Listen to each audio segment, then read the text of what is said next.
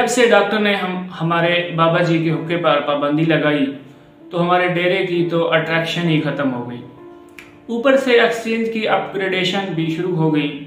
वो लोग जिनकी सुबह शाम हमारे डेरे पे हुआ करती थी सब अचानक से गायब हो गए।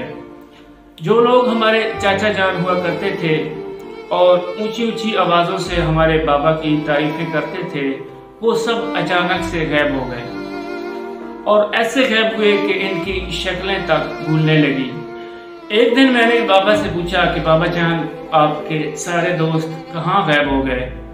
तो बाबा ने बड़े प्यार से मेरे सर पर हाथ रखा और कहा बेटा ये मेरे दोस्त नहीं थे, ये हुक्के और टेलीफोन के दोस्त थे।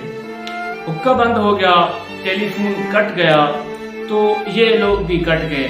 जिस दिन ये चीजें वापस आ जाएंगी तो ये भी वापस आ जाएंगी। अल्लाह ताला जब हमें कोई नेमत देता है तो ये नेमत अपने साथ नए दोस्त भी लेकर आती है, लेकिन हम इस नेमत के दोस्तों को अपना दोस्त समझ बैठते हैं। ये हमारी सबसे बड़ी बेवकूफ़ी है।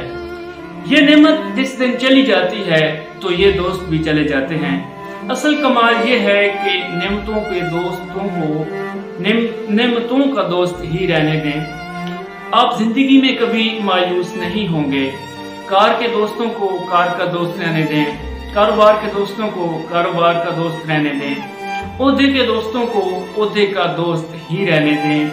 इन लोगों को कभी अपने दिल तक ना आने दें।